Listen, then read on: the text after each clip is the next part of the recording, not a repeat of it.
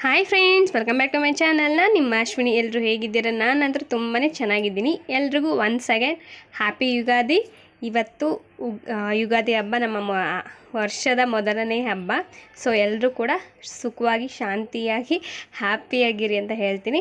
And ಇವಾಗ ನಾನು ಬೇವು ಬೆಲ್ಲ ಮಾಡೋದಕ್ಕೋಸ್ಕರ ಕಡಲೆನ ನಾನು ಮಿಕ್ಸಿ ಜಾರ್ಗೆ ಇವಾಗ ಹಾಕ್ಕೋತಾ ಇದ್ದೀನಿ. ಮಿಕ್ಸಿ ಜಾರಲ್ಲಿ ಪೌಡ್ರ್ ಮಾಡ್ಕೊಂಬಂದೆ. ಇವಾಗ ನಾನು ಬೆಲ್ಲನ ಕುಟ್ಕೋತಾ ಇದ್ದೀನಿ. ಒಂದು ಪ್ಲಾಸ್ಟಿಕ್ ಚೀಲ ಇರುತ್ತಲ್ಲ, ಅದರಲ್ಲಿ ಬೆಲ್ಲನ ಸೈಡಲ್ಲಿ ಇಟ್ಟು ಕುಟ್ತಾ ಇದ್ದೀನಿ. ಪ್ಲಾಸ್ಟಿಕ್ ಕವರ್ಗಳಲ್ಲಾದರೆ ಅದೆಲ್ಲ ಕಿತ್ತೋಗುತ್ತೆ ಮತ್ತು ಅದೆಲ್ಲ ಅಂಟು ಬಿಡುತ್ತೆ. ಅದಕ್ಕೋಸ್ಕರ ಈ ಥರ ಚೀಲ ಇರುತ್ತಲ್ಲ, ಅಕ್ಕಿ ಚೀಲ, ಆ ಥರದ್ರ ಮೇಲೆ ಇಟ್ಕೊಂಡು ನಾನಿಲ್ಲಿ ಕುಟ್ತಾ ಇದ್ದೀನಿ. ಈ ರೀತಿ ಕುಟ್ಟೋದ್ರಿಂದ ತುಂಬಾ ಬೆಲ್ಲ ಅಂಟೋದಿಲ್ಲ, ಇದು ಆಗೋಲ್ಲ, ಏನದು ಪ್ಲಾಸ್ಟಿಕ್ ಕವರ್ ಬಿಟ್ಕೊಳುತ್ತಲ್ಲ, ಆ ಥರ ಬಿಟ್ಕೊಳೋದಿಲ್ಲ. ಅದಕ್ಕೋಸ್ಕರ ಇವಾಗ ಕಡ್ಲಿ ಎಲ್ಲ ಪೌಡ್ರ್ ಮಾಡಿ ಇಟ್ಕೊಂಡಿದ್ನಲ್ಲ, ಅದಕ್ಕೆ ಬೆಲ್ಲ ಪೌಡ್ರ್ ಹಾಕಿದ್ದೀನಿ. ಹಾಗೆ ಮತ್ತು ಒಣ ದ್ರಾಕ್ಷಿ, ಗೋಡಂಬಿ ಮತ್ತು ಡೈಮಂಡ್ ಶುಗರ್ ಅಂತ ಬರುತ್ತಲ್ಲ, ಕಲ್ಲು ಸಕ್ಕರೆ, ಅದಿಷ್ಟನ್ನು ಹಾಕ್ಕೊಂಡಿದ್ದೀನಿ. ಇಲ್ಲಿ ನಾನು ಗೋಡಂಬಿನ ಸಣ್ಣದಾಗಿ ಕಟ್ ಮಾಡಿಕೊಂಡು ಹಾಕ್ಕೋತಾ ಇದ್ದೀನಿ ಕೈಯಲ್ಲೇ. ಸೊ ನಿಮಗೆ ನಿಮ್ಮ ಆಪ್ಷನಲ್, ನಿಮ್ಗೆ ಯಾವ ರೀತಿ ಬೇಕೋ ಆ ರೀತಿ ಮಾಡ್ಕೊಬೋದು. ಅಂದರೆ ದ್ರಾಕ್ಷಿ ಒಂದೇ ಹಾಕ್ಬೋದು, ಇಲ್ಲ ಗೋಡಂಬಿ ಒಂದೇ ಹಾಕ್ಬೋದು, ಇಲ್ಲ ಕಲ್ಲು ಸಕ್ಕರೆ ಈ ಥರ ಹಾಕ್ಕೊಂಡು ಮಾಡ್ಕೊಬೋದು. ಇದಿಷ್ಟು ಹಾಕಿದ್ರೆ ಸ್ವಲ್ಪ ಟೇಸ್ಟ್ ಚೆನ್ನಾಗಿರುತ್ತೆ ಅಂತ ಹೇಳಿಬಿಟ್ಟು ನಾನು ಕಲ್ಲು ಸಕ್ಕರೆ, ಗೋಡಂಬಿ ಹಾಗೆ ದ್ರಾಕ್ಷಿ, ಏನದು ಡೈಮಂಡ್ ಶುಗರ್ ಅಂತೀವಿ, ಅದನ್ನು ಹಾಕ್ಕೊಂಡಿದ್ದೀನಿ. ಹಾಗೆ ಇಲ್ಲಿ ನಾನು ಮಾವಿನಕಾಯಿನ ತುರಿದು ಅದಕ್ಕೆ ಹಾಕ್ತಾಯಿದ್ದೀನಿ. ನಾನಿಲ್ಲಿ ಒಂದು ದಿನದ ಮುಂಚೆನೇ ನಾನು ಬೇವು ಬೆಲ್ಲನ ಇಟ್ಕೊತಾ ಇದ್ದೀನಿ. ಏನಕ್ಕಂತ ಹೇಳಿದ್ರೆ, ಬೆಳಗ್ಗೆ ಮಾಡೋಣ ಅಂತ ಹೇಳಿದ್ರೆ ಆಗೋದಿಲ್ಲ. ಹುಡುಗರನ್ನ ಕಟ್ಕೊಂಡು ನಮ್ಮ ಮನೆಯವ್ರು ಕೆಲಸಕ್ಕೆ ಹೋಗ್ತಾರೆ. ಅದಕ್ಕೋಸ್ಕರ ಸಂಜೆ ನಾನು ಮತ್ತೆ ಸ್ನಾನ ಮಾಡಿಕೊಂಡು ಈ ಬೇವು ಬೆಲ್ಲನ ರೆಡಿ ಮಾಡ್ತಾ ಇದ್ದೀನಿ. ಬೇವು ಬೆಲ್ಲ ಎಲ್ಲ ರೆಡಿ ಮಾಡಿ ಇಟ್ಕೊಂಡ್ರೆ ಬೆಳಗ್ಗೆ ಎದ್ದ ತಕ್ಷಣವೇ ಸ್ವಲ್ಪ ಎಣ್ಣೆ ಸ್ನಾನ ಎಲ್ಲ ಮಾಡಿಸೋದಿರುತ್ತಲ್ಲ ಮಕ್ಕಳಿಗೆ, ಅದೆಲ್ಲ ಎಣ್ಣೆ ಸ್ನಾನ ಮುಗಿಸಿ ಅವ್ರಿಗೆ ಟಿಫನ್ ಮಾಡಿಕೊಟ್ಟು ಆಮೇಲೆ ಪೂಜೆ ಮಾಡಬೇಕಾಗುತ್ತೆ. ಇವಾಗ ಬೆಳಗ್ಗೆ ನಾನು ಎಲ್ಲ ಮನೆ ಕೆಲಸ ಅಂದರೆ ಕಸ ಎಲ್ಲ ಗುಡಿಸಿ ನೀರೆಲ್ಲ ಕಾಯಿಸೋದಕ್ಕಿಟ್ಟು ಇವಾಗ ಇವ್ರಿಗೆ ಎಣ್ಣೆ ಹಚ್ತಾ ಇದ್ದೀನಿ. ಬಿಸಿ ಸ್ವಲ್ಪ ಕೊಬ್ಬರಿ ಎಣ್ಣೆನ ಬೆಚ್ಚಗೆ ಮಾಡಿಕೊಂಡು ಹಚ್ತಾ ಇದ್ದೀನಿ. ಫಸ್ಟು ಅಜ್ಜಿಗೆ ಹಚ್ತಾ ಇದ್ದೀನಿ, ಅದಾದಮೇಲೆ ಭ್ರಮರಂಗೆ, ಅದಾದಮೇಲೆ ಅವ್ರ ಪಪ್ಪನಿಗೆ ಹಚ್ಚಬೇಕು. ಹುಡುಗರಿಗೆ ಫಸ್ಟ್ ಹಚ್ಚಿ ಸ್ವಲ್ಪ ಬಿಸಿಲಲ್ಲಿ ನಿಂದ್ರಿಸೋಣ ಅಂತ ಹೇಳಿಬಿಟ್ಟು ಇವಾಗ ಅಜ್ಜಿಗೆ ಹಚ್ತಾ ಇದ್ದೀನಿ.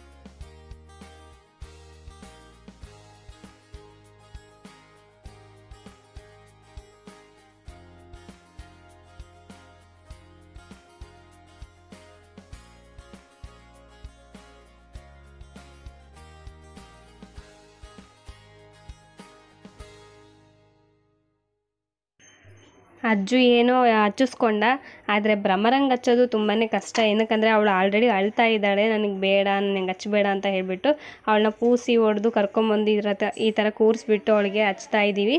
ಮುಖಕ್ಕೆ ಮಾತ್ರ ಹಚ್ಬೇಡ ಅಂದ್ಲು. ಸರಿ ತಗೋ, ಮುಖಕ್ಕೆ ಹಚ್ಚಲ್ಲ, ಮೈಗೆ ಅಷ್ಟೇ ಹಚ್ಕೋ ಅಂತ ಹೇಳಿಬಿಟ್ಟು ಫಸ್ಟು ತಲೆಗೆ ಹಚ್ಚಿದೆ.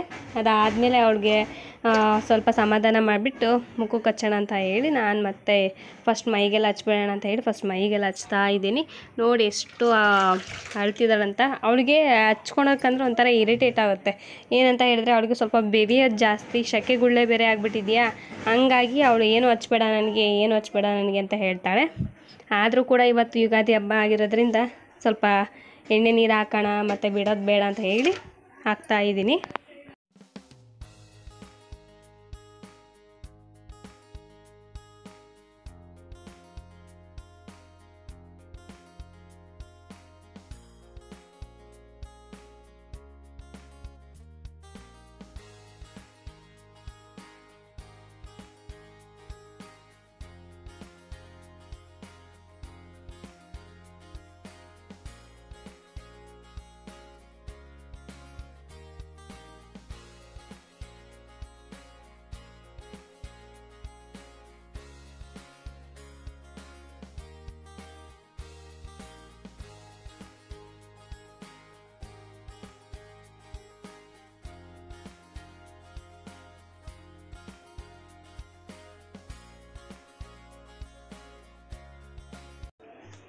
ಈಗ ಎಲ್ಲ ಎಣ್ಣೆ ಇಬ್ರಿಗೂ ಹಚ್ಚಿದ್ದೆ. ಇವಾಗ ಅವ್ರಿಗೆ ಸ್ನಾನ ಮಾಡ್ಸೋಣ ಅಂತ ಹೇಳ್ಬಿಟ್ಟು ನೀರು ತೊಗೊಂಡಿದ್ದೀನಿ. ನೀರೊಳಗಡೆ ಬೇವಿನ ಸೊಪ್ಪು ಏನಿದೆ ಅದನ್ನ ಹಾಕ್ಕೊಂಡಿದ್ದೀನಿ. ಇವಾಗ ಬ್ರಹ್ಮರಂಗೆ ಸ್ನಾನ ಮಾಡಿಸ್ತಿದ್ದೀನಿ.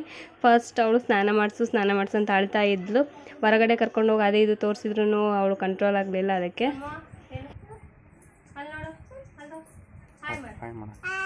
ಇಲ್ಲಿ ನೋಡಲಿ ಡ್ರೆಸ್ ಹೆಂಗೈತೆ ಇಲ್ಲಿ ಹಂಗೆ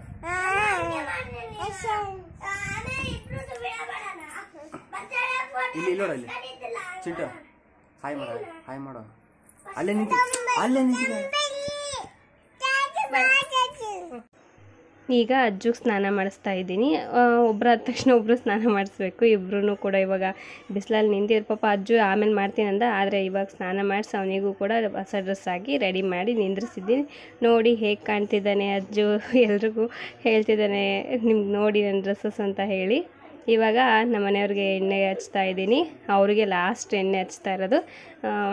ಅವರಿಬ್ರಿಗೆ ಫಸ್ಟ್ ಹಚ್ಚಾದ್ಮೇಲೆ ಇವ್ರಿಗೆ ಹಚ್ತಾ ಇದ್ದೀನಿ. ಇವಾಗ ಎಣ್ಣೆ ಹಚ್ಬಿಟ್ಟು ಆಮೇಲೆ ನಾನು ಸ್ನಾನ ಮಾಡ್ಕೊಳಕ್ಕೆ ಹೋಗಬೇಕು.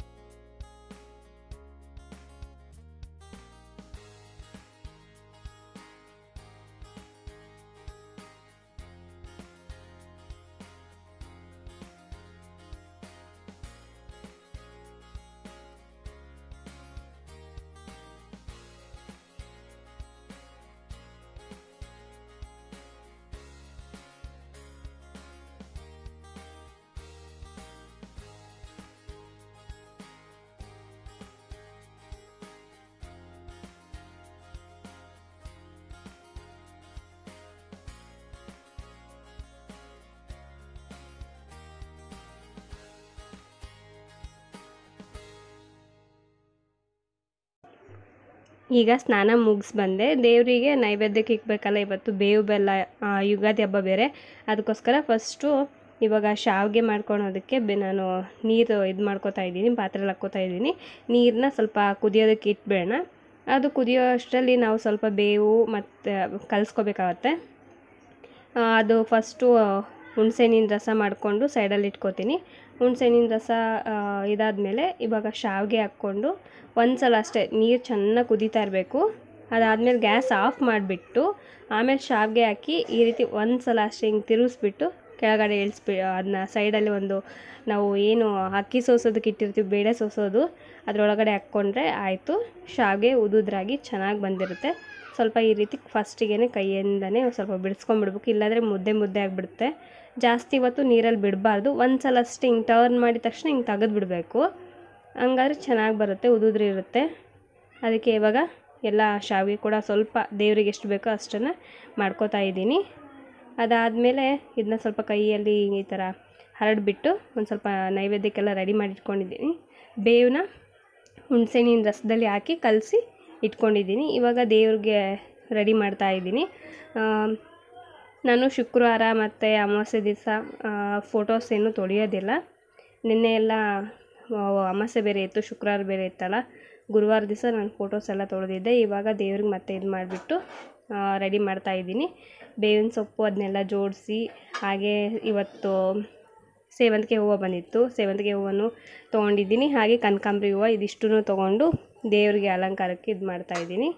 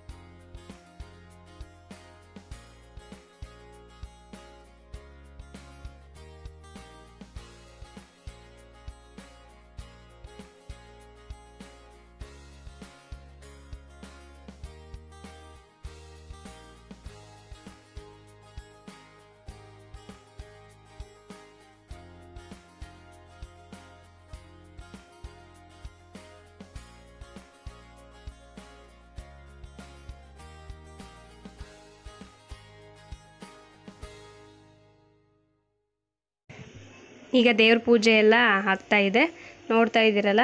ಲಾಸ್ಟಲ್ಲಿ ಇವಾಗ ಹೂವೆಲ್ಲ ಇದು ಮಾಡಿಬಿಟ್ಟು ಊದ್ಬತ್ತಿ ಏನಿದೆ ಅದೆಲ್ಲ ಬೆಳಗ್ತಾ ಇದ್ದೀನಿ.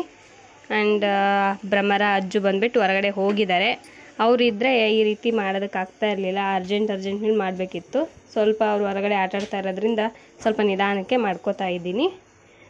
ಇವಾಗ ಮಂಗಳಾರತಿ ಮಾಡ್ತಾ ಇದ್ದೀನಿ ದೇವರಿಗೆ. ಹಾಗೆ ಮಂಗಳಾರತಿ ಎಲ್ಲ ಮುಗ್ದಾದ್ಮೇಲೆ ದೇವರಿಗೆ ನೈವೇದ್ಯವಾಗಿ ನಾವೇನು ಬೇವು ಬೆಲ್ಲ ಮಾಡಿದ್ನ ಅದನ್ನ ನೈವೇದ್ಯಕ್ಕೆ ಇಕ್ತಾ ಇದ್ದೀನಿ. ಸೊ ಇಷ್ಟ ಆಗಿತ್ತು. ಹಾಗೆ ಇದಾದ ತಕ್ಷಣವೇ ನಾನು ಲಿಂಗ ಪೂಜೆ ಮಾಡ್ಕೋತಾ ಇದ್ದೀನಿ.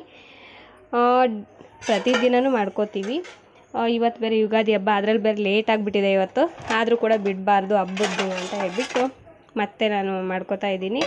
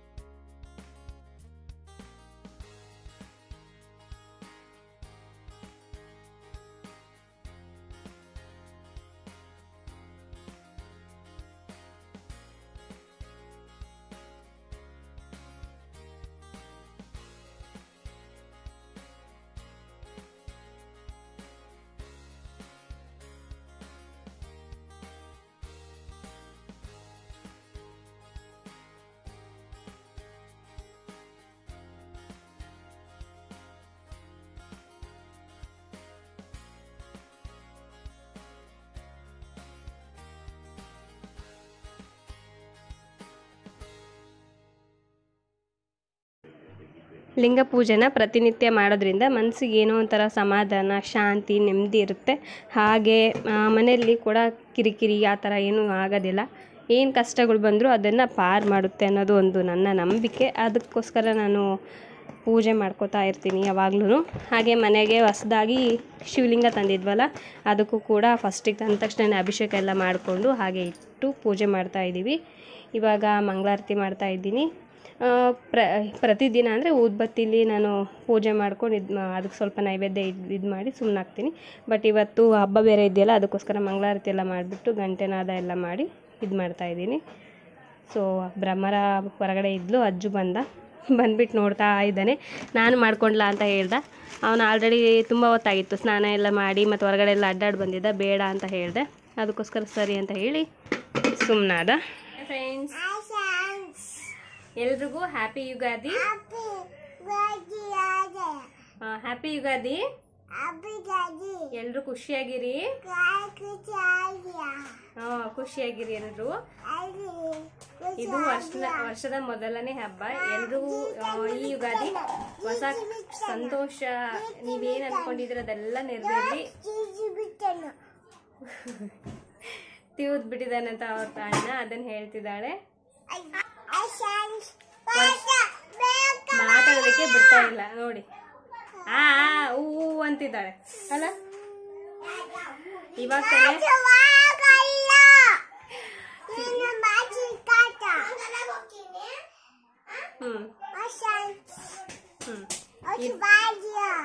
ಊಟ ಮಾಡಿದ್ರ ಅವರು.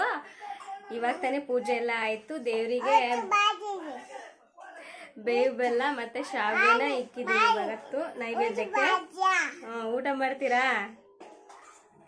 ಮಾತಾಡೋದಕ್ಕೆ ಬಿಡ್ತಾ ಇಲ್ಲ, ಅಡ್ಡಡ್ಡ ಬಂದು ಮಾತಾಡ್ತಾ ಇದ್ದಾಳೆ. ಸೊ ಇದು ಬಂದ್ಬಿಟ್ಟು ಯುಗಾದಿ ಹಬ್ಬ ಎಲ್ರಿಗೂ ಒಂದು ಹೊಸ ಸಂತೋಷವನ್ನು ಎಲ್ರಿಗೂ ತಂದುಕೊಡ್ಲಿ ಅಂತ ಕೇಳ್ಕೊತೀನಿ. ಆ್ಯಂಡ್ ಯಾರೆಲ್ಲ ಏನೆಲ್ಲ ಅಂದ್ಕೊಂಡಿದ್ದಾರೋ ಈ ವರ್ಷ ಪ್ರತಿಯೊಂದು ನೆರವೇರಲಿ. ಇದು ನಮ್ಮ ಕನ್ನಡಿಗರ ಮತ್ತು ನಮ್ಮ ಹಿಂದೂಗಳ ಮೊದಲನೇ ಹಬ್ಬ ಅಂತಲೇ ಹೇಳ್ಬೋದು. ಇದನ್ನು ಎಲ್ಲರೂ ಖುಷಿಯಿಂದ ಸೆಲೆಬ್ರೇಟ್ ಮಾಡಿ ವರ್ಷವಿಡೀ ಖುಷಿಯಾಗಿರಿ. ಓಕೆನಾ? ಕೇಳು ಓಕೆನಾ ಅಂತ. ಓಕೆನಾ? ಹ್ಯಾಪಿ ಆಗಿರಿ. Okay, done. ಡನ್. ಓಕೆ, ಇವಾಗ ಅವ್ರ ಪಪ್ಪ ಕೆಲ್ಸಕ್ಕೆ ಹೋಗಿದ್ದಾರೆ. ಪಪ್ಪು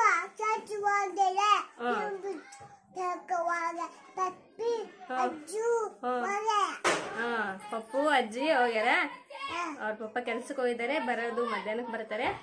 ಅವಾಗ ಮತ್ತೆ ಶಾವಿಗೆ ಬೇವು ಬೆಲ್ಲ ಮಾಡ್ಬೇಕು. ಬನ್ನಿ ತಿನ್ನುವಂತ್ರಿ. ಬನ್ನಿ ಬೇಗ. ಡ್ರೆಸ್ ಚೆನ್ನಾಗಿದೆಯಾ ನಮ್ ಬ್ರಹ್ಮದು? Okay bye.